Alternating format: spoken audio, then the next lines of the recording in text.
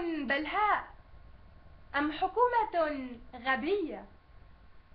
أين الوطنية أيتها الحكومة بين قوسين الثورية؟ أين الوطنية وأنت مذ حللت أريتنا معنى الحياة الكارثية؟ أين الوطنية؟ لن يفيد معك لا الإفرنجي ولا حتى اللغة العربية. حكومة كارثية همها المناصب والعلاقات الدولية. كانوا مجرد أبناء وطن في حالة إنسانية. سجن، تعذيب وتهجير وأسامي منسية. جاءت الثورة متنفس الحرية، نفض الشعب عنهم الغبار وأهداهم الدولة المدنية. أستغرب حنكتهم السياسية. الشعب كان مكبوت يرنو إلى الحرية. جاءت الثورة فأهداهم السلطة في كنف الديمقراطية، والآن الشعب يلعن هذا الاختيار ويلعن الشرعية. حكومة غبية لأنها خيبت الظن وفوتت عليها فرصة ذهبية. كانت تستطيع أن تكون حكومة ثورية شعبية لو لم يقدسوا الكراسي واهتموا بالرعية، لو لم يقنعوا أنفسهم أن مهمتهم تبدأ بعد الانتخابات القادمة وليس كحكومة في فترة انتقالية. يقولون: ماذا عسانا الآن فاعلون؟ انتخبونا بعد الدستور وسترى يا شعب النور.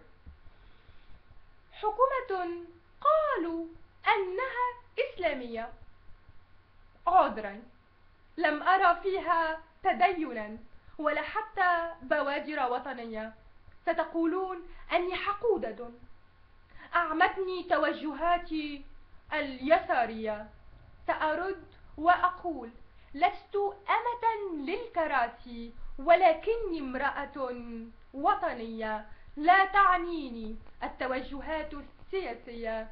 أنا اليوم أرث الجمهورية، أرث بلدي والدولة المدنية. أندب غباء الحكومة التي عجزت عن كل شيء حتى على أن تحمي الرعية. إن كنت مخطئة فلك حق الرد أيتها الحكومة الشرعية. ماذا أضفت لنا منذ حللت علينا بطلتك البهية؟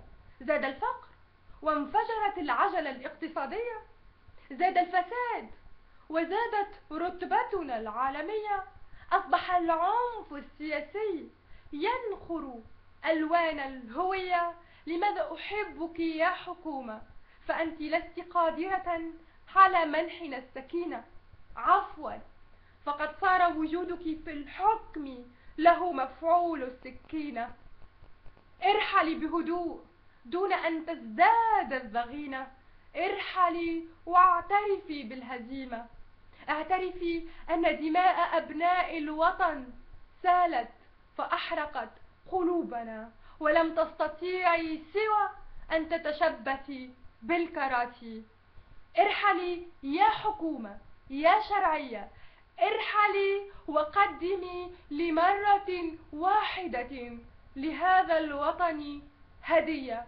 قدمي له تلك الشرعية وانسحبي ليحل فجر يوم آخر بدون ضحية. شكرا.